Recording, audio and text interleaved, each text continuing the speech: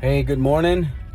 I wanted to share something with you. I had actually had a dream, and in this dream, there was this really big guy, and he was walking around me and this and that, and hanging out. And there was a couple of other people in there in the room, and then all of a sudden, he took a bite of my donut. I think I had a donut or a piece of banana bread or something, and he picked it up and he took a bite of it. And I looked at him, and in my dream, I remember saying, what the hell is wrong with you? And I said the word hell in my dream. I normally don't say that, but I remember saying that. And he started to walk away. Now, this was a big guy. This guy was at least a foot to a foot and a half taller than me. Now, most of you guys know I'm about 5'4", 5'5" on a good day with my high heels. But this guy was about 6'5" to 7 feet tall.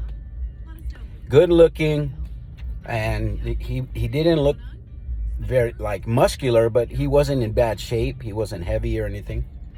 Well, all of a sudden he started to walk away, and I got mad, and I went after him. And as I was going after him, my two sons, Michael and Greg, came from behind me, and Michael grabbed him and put him in a headlock and started to take him down, and the guy slipped away, and then Greg went around the other way and confronted him, and then I woke up. But here's what I came up with, okay? I'm not telling you I'm a dream interpreter, but this is what I came up with. Sometimes in life, we we deal with different issues in our life that are giants. They're giants to us. It could be health. It could be our marriage. It could be relationships. Relationships are tough. It could be our job and our finances. It could be our children. There's a lot of different things it could be. And if we're not careful, those things become giants. But here's the part that's even more scary, I believe, than them becoming giants. The thing that's more scary to me about those things becoming giants is that they become good-looking giants, friendly giants. And then we start to coexist, if you will, with them because we don't want to, they're so nice, they're so friendly, they're not really doing anything, but they are. They are. Because giants in our life can come in various ways, and they can trick us into thinking that we need them, and eventually they become part of our life to the point where we don't think about it anymore. We just decided that's the way life is, so we just deal with it. That's a lie, man. That's a lie of the devil. If you don't mind me saying, I'm going to say it. It's a lie of the devil, because the devil and the enemy put things in our way that a lot of times don't look like a devil with red horns and a pitchfork with coming at us with long Dracula-looking vampire teeth. Sometimes they look really nice, like a flower, like a pretty girl.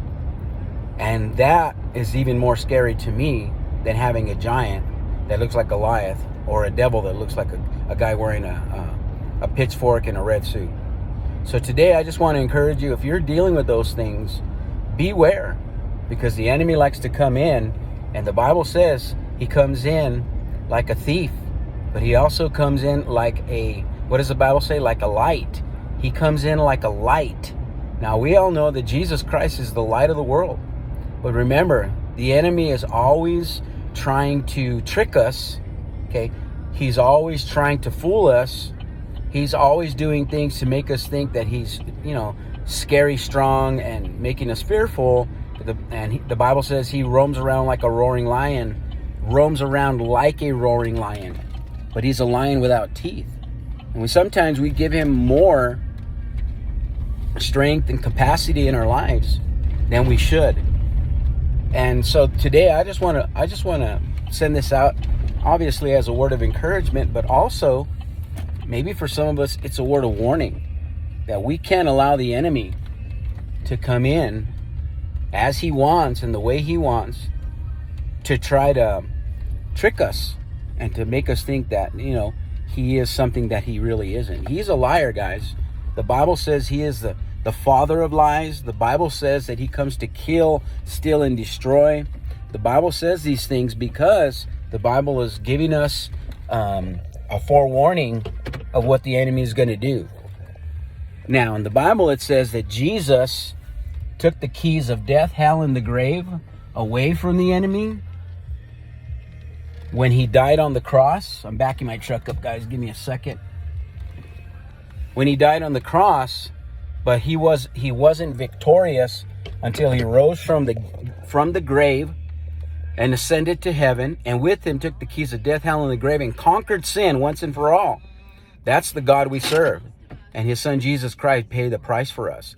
He defeated the enemy. So today I just want to share that with you. I think it's extremely important, that topic I'm sharing with you, because, you know, let me give you another example. When David went out to take his brothers were at his older brothers were at battle. You know, they were out there and they were getting ready to go against the Philistines. But it says for day after day, I think it was like for 40 days, Goliath came out and he taunted the Israelites, and he would tell them, he would mock God. He would mock the Israelites, the entire army of the nation. That King Saul was out there. David walks up into this, and David says, "Who in the hell are you that you should defy our God?" And the Bible says that David went out and they tried to put armor on him, Saul's armor, and it was too big. He was just a boy at the time, 15, 16 years old. He wasn't fully a man yet in his body. But the Bible says he went out and stood there and he told Goliath, okay, now what had happened to the nation of Israel? The nation of Israel had decided, it's not a big deal. This guy, none of us can beat him. He's 7 feet tall. He's a big dude. 10 feet tall. He's a big dude. So they got accustomed to him saying day after day, you guys are worthless dogs. There is no God in Israel.